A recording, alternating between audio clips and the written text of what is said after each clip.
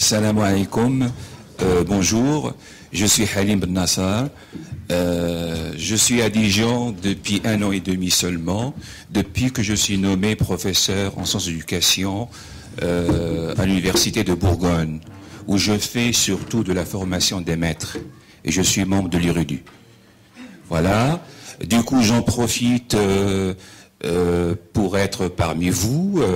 Ça me fait un grand plaisir de pouvoir participer à cette formidable journée dont on a besoin pour favoriser une meilleure intégration des jeunes et des enfants. Hein, c'est très important. Voilà.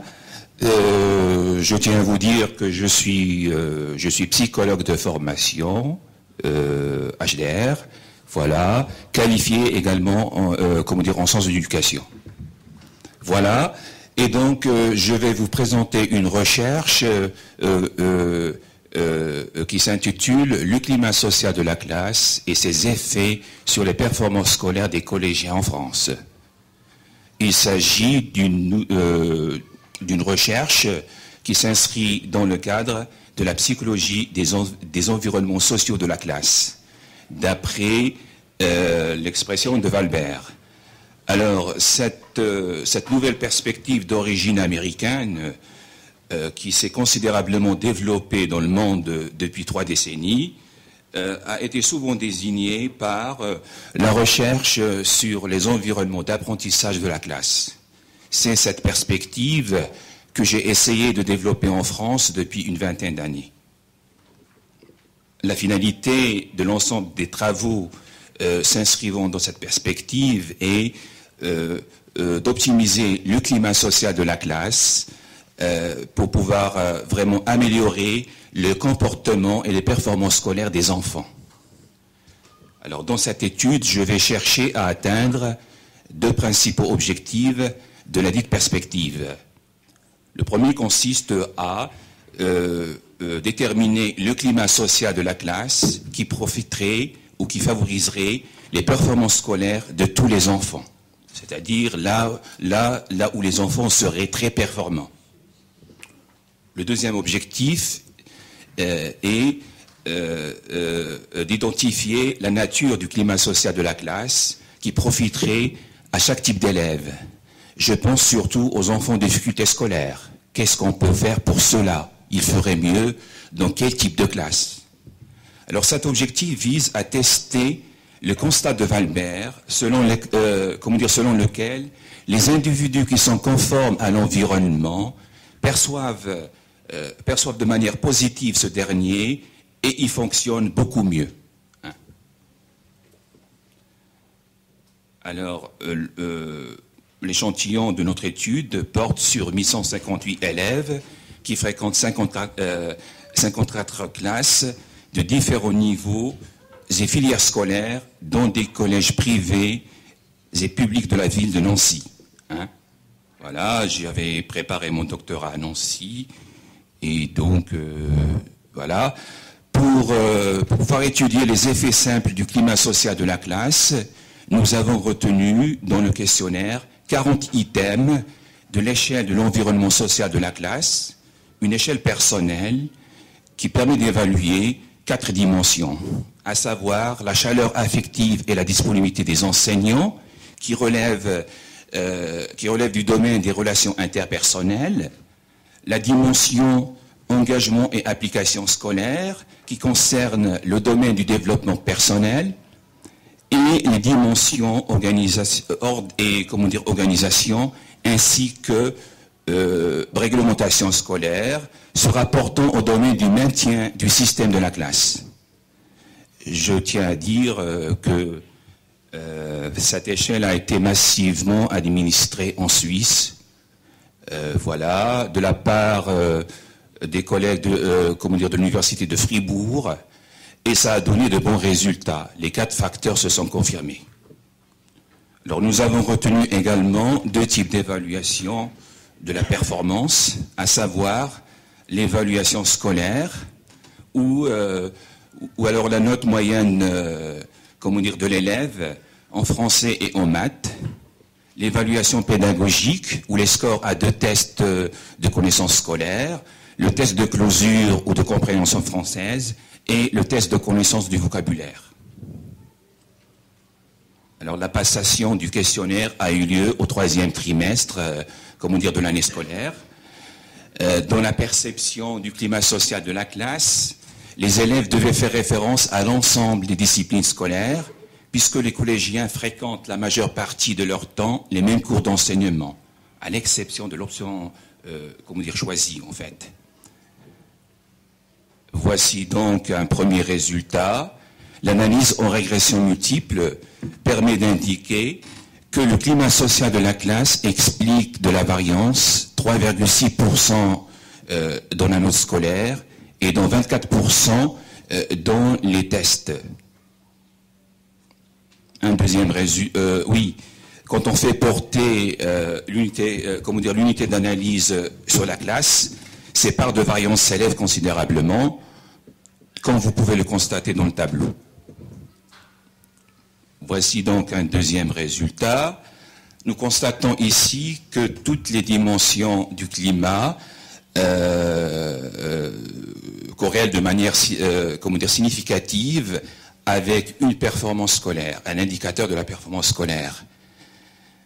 On peut constater que la note scolaire est finalement d'autant plus importante que la classe s'oriente vers l'engagement scolaire et un niveau faible dans la chaleur affective des enseignants.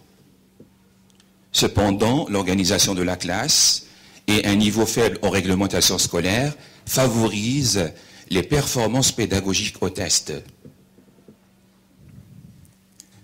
On peut constater qu'il y a un décalage entre les deux types d'évaluation en fonction des dimensions du climat. Ce décalage se confirme dans le modèle structural suivant.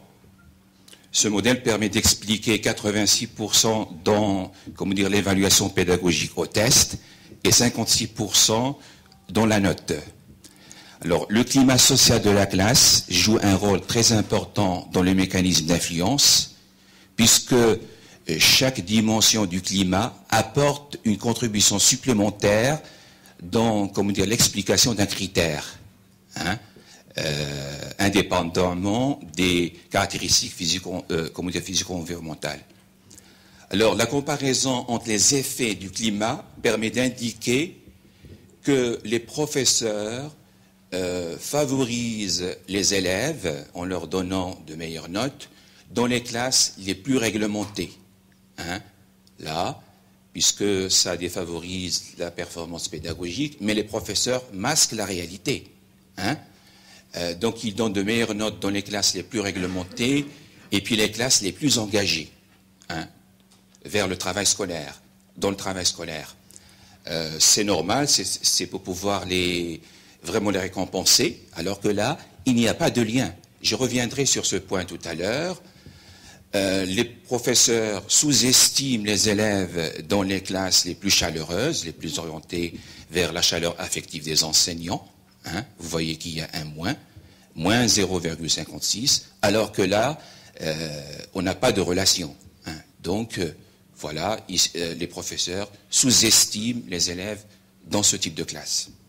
Alors, quel est le bon climat social de la classe, finalement? Les résultats suggèrent que pour pouvoir favoriser les performances pédagogiques au test, il faut s'orienter vers une bonne organisation de la classe et un niveau faible en réglementation scolaire de la part des professeurs. Quand on impose le règlement, n'importe comment, ça donne toujours de mauvais résultats. Ça a été prouvé partout, un peu partout dans le monde. Il importe par ailleurs d'indiquer, d'informer les professeurs de la subjectivité relative de leur évaluation. Les évaluations pédagogiques et scolaires présentent une sorte de décalage selon le climat. Cette étude montre que les classes orientées vers les bonnes relations interpersonnelles, vers la chaleur affective, sont sous-évaluées au collège, alors qu'elles sont surévaluées à l'école élémentaire, selon une étude personnelle. Alors, ce travail montre que les professeurs donnent des notes supérieures à la performance pédagogique, des notes, certes, aux élèves supérieures à la performance pédagogique, dans les classes les plus réglementées et les plus engagées dans le travail scolaire. Les plus réglementées, c'est pour pouvoir masquer la réalité, puisque ça va mal. Hein. Ça donne de mauvaises performances pédagogiques. Et les plus engagées, c'est pour pouvoir récompenser les élèves, alors qu'ils ne sont pas forcément, performants, au test. Nous allons le voir tout à l'heure.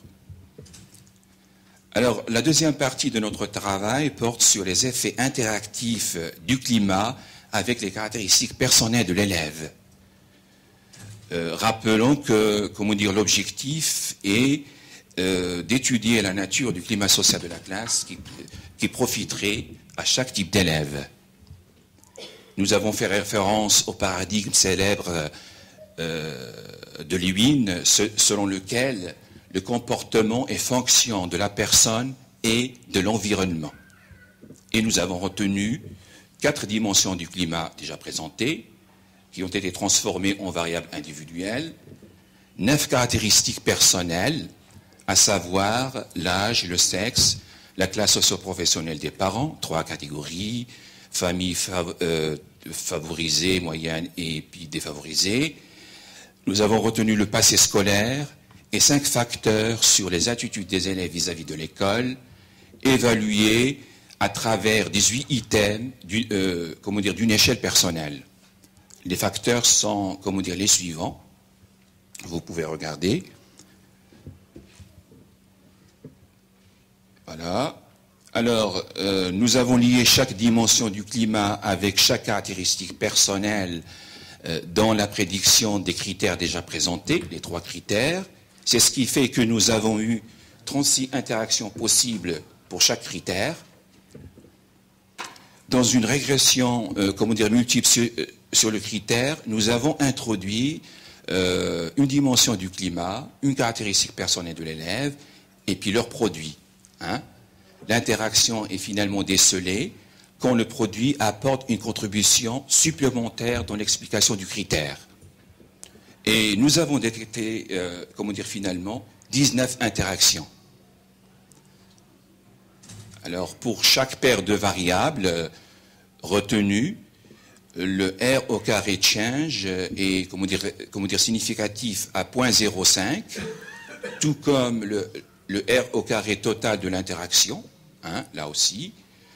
Cela se confirme au niveau de l'analyse de la variance, où le rapport F est, significatif à 0,05. Donc je vais maintenant vous présenter quelques résultats. Je ne vais pas pouvoir présenter les 19 résultats, 19 interactions. Voici donc l'interaction entre le passé scolaire et la chaleur affective des enseignants quant à la prédiction de la performance en vocabulaire. Il s'agit d'un test. Qu'est-ce que nous pouvons constater que les triplans, ceux qui ont connu au moins 2 échecs scolaires, font mieux, hein, ils obtiennent leur meilleure performance dans les classes les plus orientées vers la chaleur affective des enseignants. Ils ont besoin de bonnes relations interpersonnelles. Il en est de même, mais très légèrement, pour les redoublants, là, hein, voilà, alors que pour les non-redoublants, eux, ils font mieux dans les classes les moins chaleureuses. C'est parce que ceux-là auraient besoin de compétition, comme l'ont prouvé d'autres chercheurs. Les bons élèves font mieux dans les classes les plus compétitives, en quelque sorte.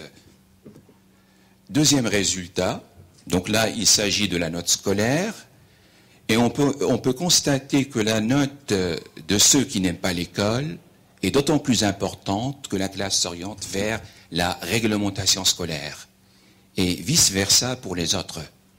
Est-ce que cela se confirme au niveau de l'évaluation pédagogique? Est-ce qu'on a la même chose, hein? L'évaluation pédagogique correspond le plus à la performance réelle des élèves, puisque on est devant des tests qui sont, validés, et ça prend parfois des années. Hélas, non. La réglementation scolaire ne profite pas à tous les élèves. Et on peut dire que les professeurs ont tort de penser que les enfants qui n'aiment pas l'école ont besoin de réglementation et de contrôle sévère. C'est faux. Les deux types d'élèves font mieux dans les classes les moins réglementées. Hein? Un autre résultat, la note scolaire des enfants défavorisés, issus de familles défavorisées, se maintient presque stable dans tous les environnements de classe. Là, je vois pas le... Oui, là, c'est presque stable. Au moment où la note des autres élèves, les moyens et les favorisés, augmente au fur et à mesure que la classe s'oriente vers le travail scolaire. Alors, qu'est-ce qu'on a au niveau de l'évaluation pédagogique? Les enfants défavorisés font mieux dans les classes les moins engagées, contrairement à ce que pensent les professeurs. Hein? Ils seraient performants dans les classes les moins engagées dans le travail scolaire. C'est parce qu'ils ont besoin d'aller selon leur propre rythme, en fait. Ils ont besoin de temps, ils ont besoin de chaleur. Alors que les autres élèves, moyens et favorisés, ils obtiennent leur meilleure performance pédagogique dans les classes qui sont modérément orientées vers le travail scolaire. Là, je ne vois pas le... Oui, remarquons que le niveau élevé en engagement ne profite pas, aux élèves. Ça va se confirmer partout par la suite. Quand on travaille trop, n'importe comment pour pouvoir finir le programme, ça donne de mauvais résultats au test, au moment où les professeurs donnent de bonnes notes. La contradiction. Ça va se confirmer à chaque fois. Alors ici, on peut constater que la note scolaire est d'autant plus importante. La note scolaire des redoublants et de non-redoublants est d'autant plus importante que l'on augmente dans le travail scolaire. Voilà. Et qu'il y a une chute chez les triplants au fur et à mesure que l'on s'oriente dans le travail scolaire. Alors, au niveau de l'évaluation pédagogique, on peut constater que les non-redoublants et les redoublants font mieux dans les classes les moins engagées dans le travail scolaire. Cependant, les triplants ont besoin d'être poussés modérément vers, le travail. Et là encore, ça va mal quand on travaille trop. Hein? Voilà. C'est une surprise. On en parlera tout à l'heure peut-être. Alors, il est normal de constater que la performance scolaire des élèves anxieux et non anxieux s'élève avec le niveau élevé en engagement. Hein, c'est tout à fait concevable. Cela ne se confirme pas pour les élèves stressés, soucieux et très stressés, très anxieux. Ceux-là font mieux dans les classes les moins, les moins orientés vers le travail scolaire. C'est parce qu'ils sont très stressés que ces enfants ont besoin de temps, d'aller selon leur propre rythme. Alors que les non stressés, ils font mieux dans les classes qui sont modérément orientées vers le travail. Et toujours, ça va mal quand on travaille trop. Hein? Là, à ce niveau-là, ça va toujours mal. Hein? Je reviendrai sur ce point. On peut dire donc en conclusion que le niveau élevé en engagement scolaire défavorise la performance pédagogique. Hein? Quand on tire sur la charrette pour pouvoir finir le programme n'importe comment, ça donne de mauvais résultats pédagogiques. Hein? Le bilan des travaux menés ailleurs dans des pays anglo-saxons prouve qu'il faut à la fois travailler et puis s'orienter vers les bonnes relations interpersonnelles. Ça doit se faire dans un cadre sympathique, soutenant. Hein. C'est-à-dire que le professeur doit, par exemple, introduire des petites pauses d'1 minute, de 2 minutes, où il peut témoigner, faire appel à des témoins, ouvrir des petites parenthèses, c'est très important. Ça peut favoriser la performance scolaire. Alors, ce travail montre que le niveau modéré en engagement profite aux garçons aux triplans et aux élèves les plus âgés. Et il profite aux bons élèves, à savoir les favorisés, les moyens, les non stressés et ceux qui montrent un certain désintérêt scolaire. Par contre, le niveau faible en engagement profite pour les autres élèves ayant des caractéristiques opposées. Cette étude, oui, la comparaison entre les deux types d'évaluation, scolaire et pédagogique, montre que dans les classes les plus engagées, les professeurs surestiment le travail des bons élèves, hein, à savoir les favorisés, les moyens, les non-redoublants, et puis ceux ayant beaucoup d'aspirations scolaires, beaucoup d'aspirations pour les études futures. Par contre, dans les classes les plus désengagées, les professeurs sous-évaluent les élèves, défavorisés, redoublants et très anxieux. Ce qu'on appelle les moins bons élèves. Et c'est injuste, hein, c'est injuste pour les deux points, en fait. Alors, ce travail montre que les redoublants et les triplants sont plus performants au test dans les classes les plus soutenantes, les plus orientées vers les bonnes relations interpersonnelles, vers la chaleur. Hein. D'après la littérature, ce type d'élève fait pire dans les classes les plus compétitives, les plus orientées vers le travail scolaire. Ils ont besoin d'être aidés, de soutien de la part des pairs et puis de leurs professeurs. Alors, les professeurs ont tort par ailleurs de penser que les élèves qui n'aiment pas l'école ont besoin de réglementation et de contrôle sévères. Hein. Tout comme bon nombre de parents en France qui ont tendance à mettre, par exemple, leur enfant dans des écoles privées pour qu'ils soient trop contrôlés. Hein. C'est parce que dans les écoles privées, ça a été prouvé, dans les collèges privés, j'avais trouvé vraiment ce résultat, il y a beaucoup plus de réglementation scolaire. Ces parents ont tort de penser cela.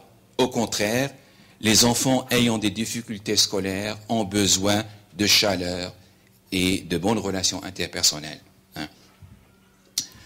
Alors, comparaison garçon-fille, les filles s'en sortent mieux dans les classes désorganisées par rapport toujours, aux garçons, et supportent moins la réglementation scolaire. Hein. Ça va mal pour les deux sexes. La réglementation scolaire ne profite pas, aux deux, surtout aux filles. Hein. Merci de votre attention.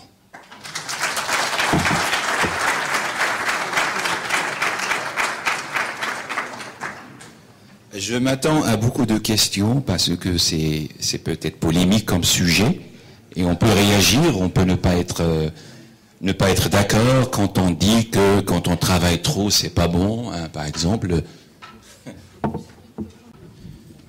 Merci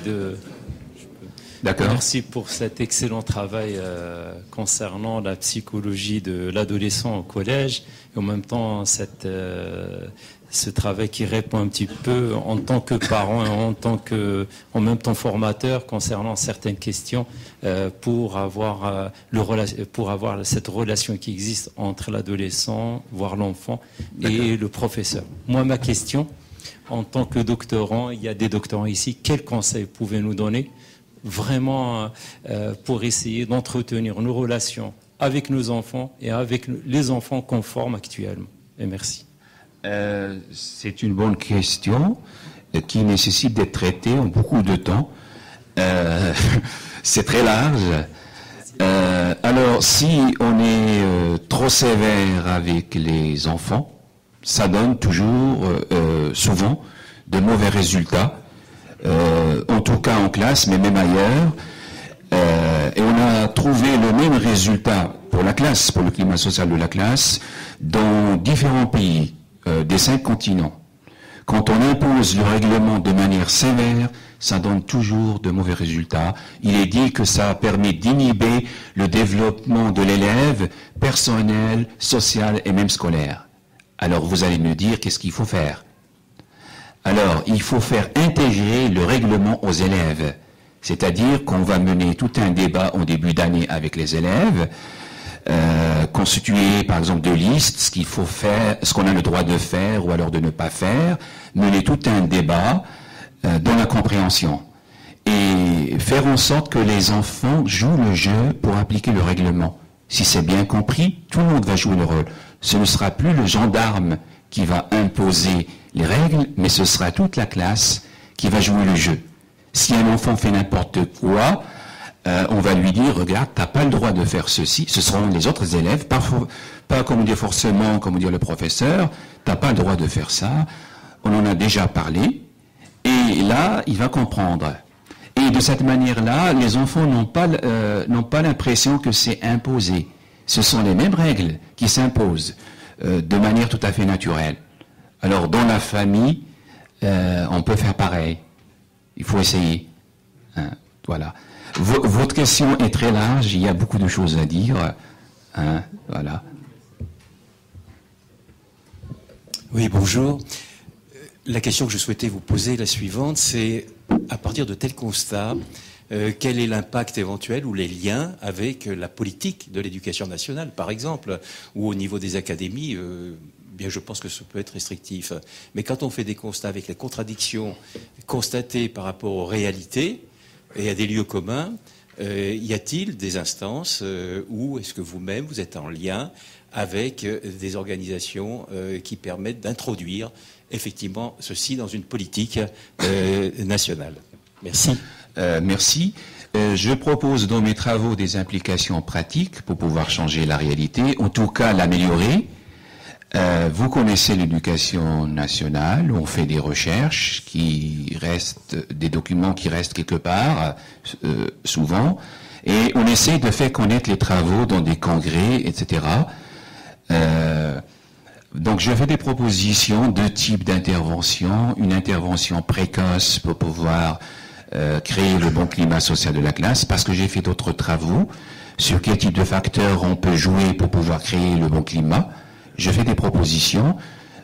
Pour l'intervention précoce, ça nécessite beaucoup de moyens financiers dès le début de l'année. Donc l'éducation nationale ne suit pas, ça pose un problème. Et je propose par ailleurs une intervention tardive, c'est-à-dire pour le professeur, qu'est-ce qu'il peut faire en classe s'il n'a pas les moyens, si l'éducation nationale ne suit pas. Hein? Voilà, il peut faire passer un questionnaire, une échelle, parce que j'avais fait le même type de travail pour le premier degré, également, avec des instruments de mesure, certes. Le professeur peut, par exemple, s'en servir pour évaluer le climat et chercher à l'améliorer par la suite. Et il y a plusieurs stratégies. Cela peut se faire par le contrat pédagogique avec les élèves, etc. Il y a eu des travaux, etc. Et donc voilà, on fait des travaux, on fait ce qu'on peut, voilà. Mais l'éducation nationale, vous la connaissez, et ne suit pas toujours, rarement. Merci. Bonjour, docteur. Deux petites questions, s'il vous plaît. Votre étude, elle parle en globalité des établissements privés et publics. Est-ce que vous avez fait affiner votre étude pour le privé et le public? Et la deuxième question, elle montre ici un travail autour des collégiens. Est-ce qu'il y a un projet d'étude sur les lycéens ou pas? Merci. Merci. Donc la première question, privé-public, oui. Alors, je tiens tout d'abord à signaler qu'à l'époque, c'était pas possible d'avoir accès dans les collèges privés. Mon professeur m'avait averti, ça ne peut pas aller, n'y va pas, car moi j'ai réussi à avoir une classe parce qu'il y avait, ma fille là-bas. J'ai essayé dans un premier temps, j'ai vu les responsables des différents collèges, ça n'a rien donné. J'ai essayé et ça marchait pour 15 classes, bizarrement. Hein, voilà, c'était des relations, personnelles, etc. Et donc, c'était pour pouvoir faire la comparaison entre les deux types d'établissements. Hein. Voilà, ça permet de montrer que les classes des deux types d'établissements n'ont pas le même climat social de la classe. Dans les classes des collèges privés, on s'oriente plus vers la réglementation scolaire, ce qui est mauvais, en quelque sorte, mais heureusement que ces classes s'orientent vers, comment dire, l'organisation scolaire, ce qui est bon, en fait. Donc ça crée un certain équilibre. Et on a pu montrer que c'est plus sympa dans les classes, dans les établissements publics. Hein, les classes des établissements publics s'orientent, plus vers les bonnes relations interpersonnelles. Alors, je me suis dit, mais est-ce que les élèves réussissent mieux dans un type d'établissement? Donc, j'avais calculé la relation, estimer la relation entre le type d'établissement et la performance scolaire. Pour les tests, il n'y a pas de différence. Hein. Pour les notes, les professeurs dans les établissements privés seraient un peu plus sévères dans leur notation en français. Hein. Voilà ce que j'avais trouvé. Merci. Bonjour, docteur. Donc, ma question, c'est un peu... D'accord. Ma question, c'est purement par rapport à ces techniques, c'est purement par rapport à l'instrument que vous avez utilisé, c'est-à-dire l'échelle. D'accord. Donc, je voulais juste savoir une petite information par rapport à ce que l'échelle a été validée par vous-même, c'est-à-dire vous avez passé par l'étape de validation, confirmation. Oui, absolument. Ou bien vous avez basé sur... Ça m'a pris 3 ans. Très bien. Voilà. C'était la première échelle que j'avais élaborée et ça a été repris dans d'autres pays. Et c'est encourageant de voir que ça donne de bons résultats. Voilà. Et donc par la suite, il y a eu d'autres instruments pour évaluer le climat et les attitudes également. Et c'était pour le premier degré. Hein. Voilà. Et ça permet de faire des comparaisons très intéressantes d'ailleurs. Oui, je voudrais tout d'abord vous remercier pour cet exposé très très intéressant pour nous tous. Mais je voudrais faire un petit commentaire, éventuellement aussi une question. Je partage moyennement la question que vous avez évoquée justement à la fin. Quand on travaille trop, ça peut donner des effets négatifs. Oui. Il y a un point, je pense, très très important qu'on néglige parfois, c'est la question d'organisation. Et surtout, il y a bien sûr une organisation scolaire. Les profs s'organisent, la direction s'organise, elle organise les cours, elle organise les soutiens scolaires, mais il y a un rôle très important au niveau des familles. Donc je parle par expérience. Je suis bien sûr parent d'élèves et voilà. Donc il y a le côté organisation au niveau de la famille. Le côté organisation, justement dans le foyer. Les enfants ont tendance parfois de travailler, par exemple, seulement à la fin, par exemple. Bon, parce que cette question de travailler trop, c'est une question relative. On peut travailler un quart d'heure. Moi, je me rappelle, quand mes enfants étaient petits à l'école, je vois souvent les instituteurs, les maîtres, les maîtresses, ils me disent, oui, bon, l'enfant, il ne faut pas qu'il travaille plus de 10 minutes le soir. Plus de 10 minutes, un quart d'heure, mais maximum. Hein. Et en plus, pendant les vacances, il ne faut pas transformer les vacances en journée d'école aussi. Bon, je ne suis pas très d'accord. Je suis moi-même éducateur, je suis enseignant. Moi, je suis professeur d'université. Je suis dans les maths. Voilà, donc, j'encadre aussi bien aussi. Donc, voilà, j'ai encadré aussi. Donc, cette question de travailler trop, je pense que c'est assez relatif. Donc, il faut plutôt considérer le côté régulier. L'enfant qui travaille d'une manière régulière et d'une manière continue. Pas à des moments de l'année, pas justement quand les examens approchent. On voit souvent quand les enfants, voire d'étudiants, moi j'ai des étudiants aussi, qui travaillent à la fin, la dernière semaine, mais ça va pas. C'est pas comme ça qu'on prépare les examens et c'est pas comme ça qu'on prépare l'avenir. C'est pas avec ce rythme-là, c'est pas avec justement cette tendance. Il faut qu'il y ait une volonté, il faut créer dans l'enfant, chez l'enfant, une volonté, une prise de conscience. L'enfant, je pense, quand il comprend dès le début qu'il a un avenir à construire, qu'il a quelque chose à bâtir, là, lui-même, donc, il devient très très conscient, il porte lui-même cette charge-là, donc plutôt s'organiser et le suivi aussi dans le foyer. Pardon, est-ce que c'est une question voilà, ou alors un constat je vais m'arrêter, donc je vais justement évoquer ça. Et ma question, justement, est-ce que ce côté organisationnel, je vais vous répondre. Considéré justement dans l'éducation et dans les recherches psychologiques? Je vais vous répondre. Merci. Donc, vous parlez, vous dites qu'on est toujours organisé, que l'on cherche à s'organiser partout. Les recherches prouvent que les classes diffèrent sur ce facteur-là. On a des classes qui sont désorganisées, d'autres qui sont plus organisées et bien organisées. C'est pareil pour les établissements. Hein, et ça joue. Quand on est bien organisé, quand on commence à l'heure, quand on a l'ordre du jour, de la demi-journée ou alors de la journée, etc., quand les enfants savent ce qu'il faut faire, ça donne de bons résultats. Et dans les écoles, c'est pas pareil. Il y a des différences. Pour le deuxième point, quand j'ai dit que l'engagement scolaire, en tout cas quand on travaille trop, ça donne de mauvais résultats, c'est pas moi qui invente cela. C'est pas moi qui parle. Ce sont les résultats qui donnent des indications. Et cela veut dire, quand on travaille dans de mauvaises conditions, quand on travaille, trop, pour pouvoir finir le programme dans un cadre qui n'est pas sympathique, là, les enfants craquent, hein, et ça donne de mauvais résultats. Hein.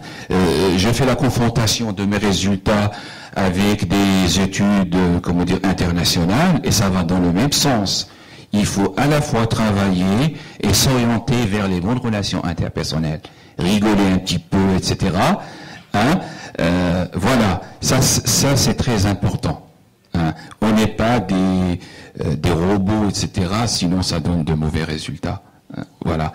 Et donc moi, j'essaie de faire parler les chiffres qui synthétisent en quelque sorte la réalité, ou alors du moins une partie de la réalité. Hein, voilà, c'est pas par hasard, c'est un constat. Hein, et je cherche l'interprétation par la suite. Voilà. Donc quand on travaille trop, on a de meilleures notes, parce qu'on est récompensé. Mais par ailleurs, par rapport au test, on n'est pas forcément, performant. Hein. À moins si l'on s'oriente vers les bonnes relations interpersonnelles en même temps. Merci.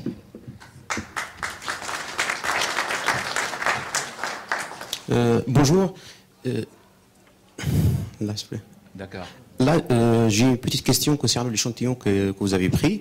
Oui. Là, juste, est-ce que concernant le choix des classes, je ne sais pas si vous avez pris en considération l'emplacement même des classes ou des collèges. Hein. Donc, concernant les quartiers, que ce soit des quartiers favorisés, ou moins défavorisés. Donc, je ne sais pas. Il y a les liens aussi entre ces élèves-là. Donc, Oui, donc j'avais choisi la ville de Nancy, le centre-ville. J'étais étudiant et j'ai choisi donc le centre-ville. Donc j'avais constitué un échantillon représentatif en fonction d'un certain nombre de points, le niveau scolaire, le sexe, voilà, etc. Hein, voilà.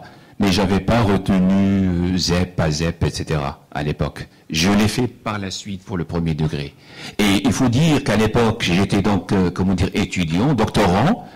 Et j'ai voulu faire comme les Américains. Eux, ils travaillaient sur à partir de 240 classes. Et moi, j'étais tout seul. Hein, donc, je venais d'arriver du Maroc. Je devais donc faire ce travail-là. Et j'ai pas pu avoir 200 classes. J'ai fait au mieux. J'ai réussi à avoir, avec la pré-enquête, 69 classes. Hein, donc, moi, je veux bien avoir davantage de classes et de retenir les différents facteurs, voilà, de retenir ZEP, pas ZEP, etc. Hein. Merci. Très bonne étude et très intéressant, Ben Nasser. Félicitations. Merci. Aujourd'hui, on parle par rapport au peer effect, c'est-à-dire des effets des collègues sur les performances des élèves dans la classe. Je vous demande une question, comment les élèves désavantagés peuvent aider par les élèves avantagés dans ces études? Oui, vous traitez peut-être de l'entraide entre les élèves, le tutorat, les plus âgés qui peuvent aider, par exemple, les plus jeunes, quand on est dans une classe à plusieurs niveaux, par exemple. Hein, voilà, ou les meilleurs élèves qui vont aider, les moins bons. Hein, donc ça se fait dans les classes. Voilà, ça peut se faire de cette manière-là. Et il y a différentes manières de faire par ailleurs. Oui, merci. Là, on va être obligé de clôturer parce qu'il est plus de 12h30 et moins le quart. Il y a une question là-bas peut-être. On a un timing à respecter. Ah, oui. Quand vous voulez débrouiller-vous avec elle. Respecter. Tu laisses le micro. Il y a une personne là-bas. Juste une petite, 2 mots.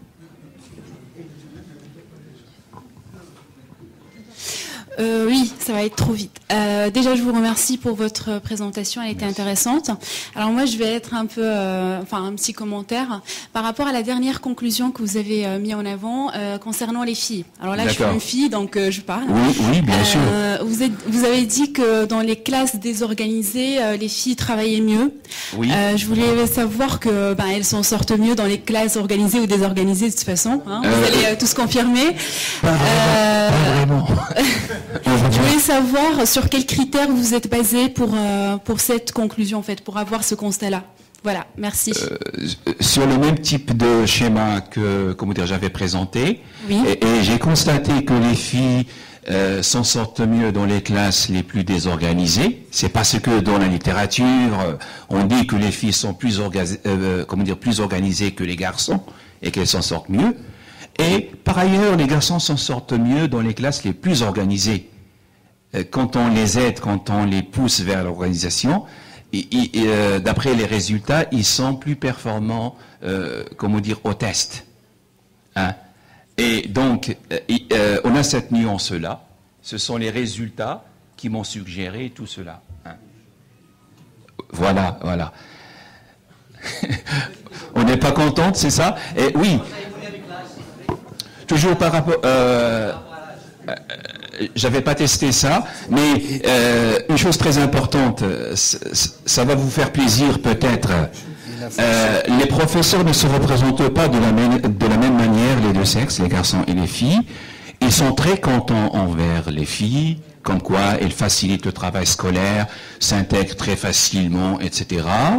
Mais les professeurs disent qu'ils préfèrent enseigner aux garçons. Hein, c'est une contradiction, parce qu'ils ont le sens du caractère. Ce sont des perturbateurs, ils disent. Hein. Les garçons perturbent vraiment la classe, etc. Mais qu'ils ont le sens du, le sens du caractère, voilà, etc.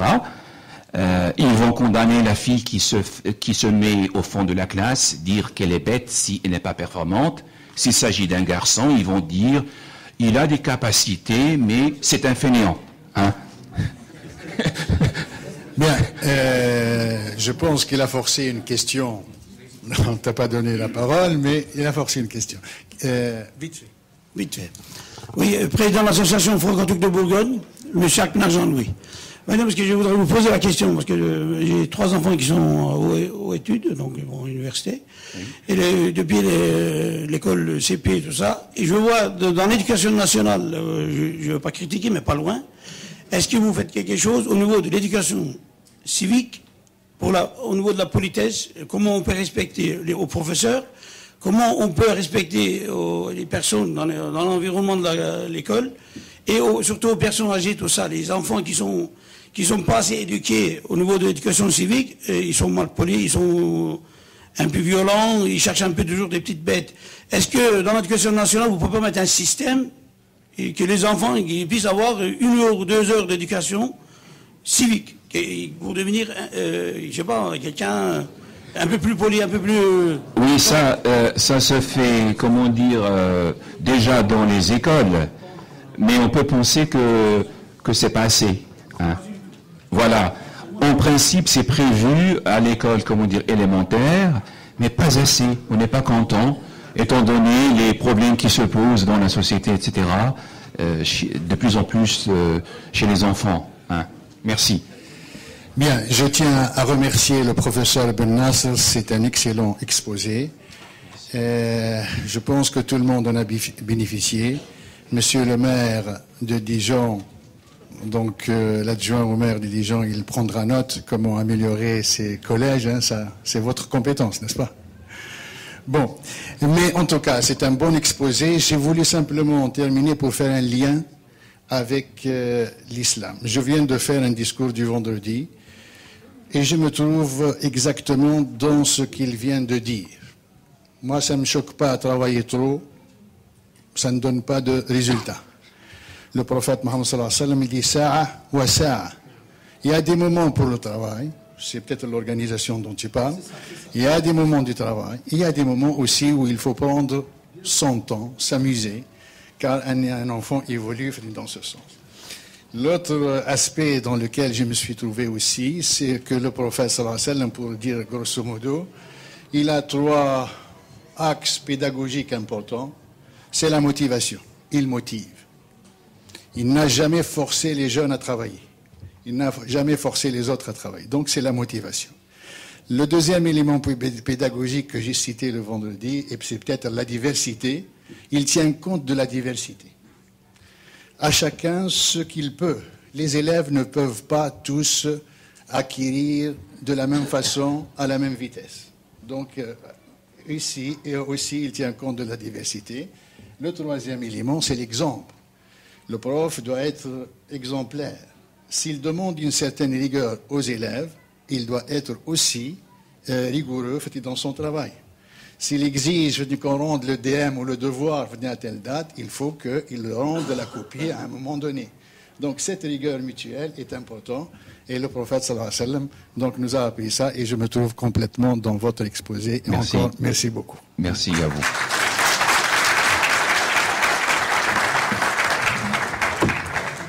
Bon, tout à l'heure, dans 5 minutes,